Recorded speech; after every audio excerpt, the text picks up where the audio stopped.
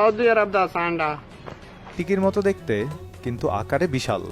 প্রাণীটির নাম monitor Lizaad. বাংলাদেশে অনেকে একে চেনেন সান্ডা নামে। এক সম্প্রতি দেখা যাচ্ছে সান্ডা খাওয়া নিয়ে মারামারি বা বিভিন্ন ধরনের কথাবার্তা চালাচালি হচ্ছে।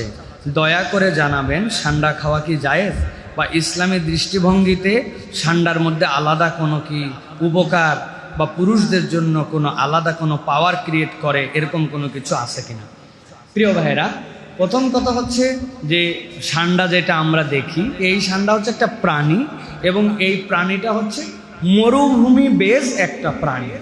এক এক দেশে এক এক ধরনের মানুষের মধ্যে এক এক ধরনের কালচার আছে, এবং এটা একটা সত্য এবং বাস্তবতার বিষয় হচ্ছে সেই পুরাতন আমল থেকে যখন ইউনানি এবং আয়ুর্বেদ শাস্ত্র চিকিৎসার ক্ষেত্রে চলে আসছে, কোনো পুরুষ কোনো নারী তার নানান ধরনের রোগ, শারীরিক মানসিক জৈবিক অনেক রোগ থাকে মানুষজনের, এটা আল্লাহ প্রদত্ত একটা সিস্টেম।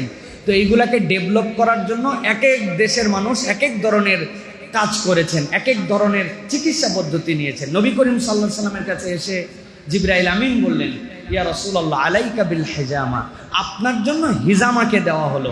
নবীজি বললেন, আমার সামনে দুইটা ট্রিটমেন্ট উপস্থাপন করা হয়েছিল, একটা আগুনের ছ্যাঁকা দেওয়া, আরেকটা হচ্ছে হিজামা নেওয়া। আমি হিজামাকে পছন্দ করে নিয়েছি। হিজামা মানে কাপিং থেরাপি, এটা সেই যুগের ট্রিটমেন্ট। চাইনিজ এই অঞ্চলে বিভিন্ন ধরনের ট্রিটমেন্ট আছে, আকুপাঞ্চারের ট্রিটমেন্ট আছে।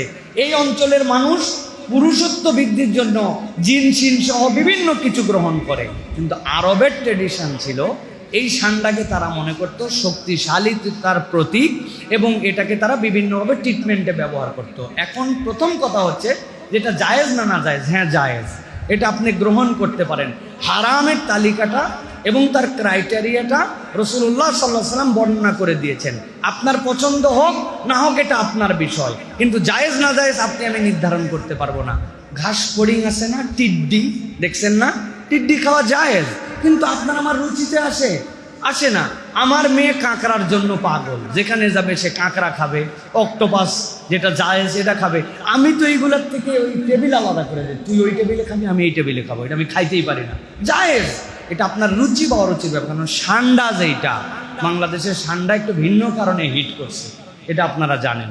সেই বিষয়ের কথা আমরা বলতে চাই না, বা এখানে প্রাসঙ্গিক না। প্রশ্ন যেহেতু আসছে খাওয়া জায়েজ বা না জায়েজ, আপনি যদি মনে করেন যে এই প্রক্রিয়ায় খেলে জায়েজ এবং হালাল হবে, সেটা আপনি খেতে পারেন। তবে আমাদের দেশের মানুষের কাছে এটা অ্যাভেলেবলও না, বা আমাদের দেশের মানুষের জন্য এটা অতটা প্রয়োজনীয় নয়।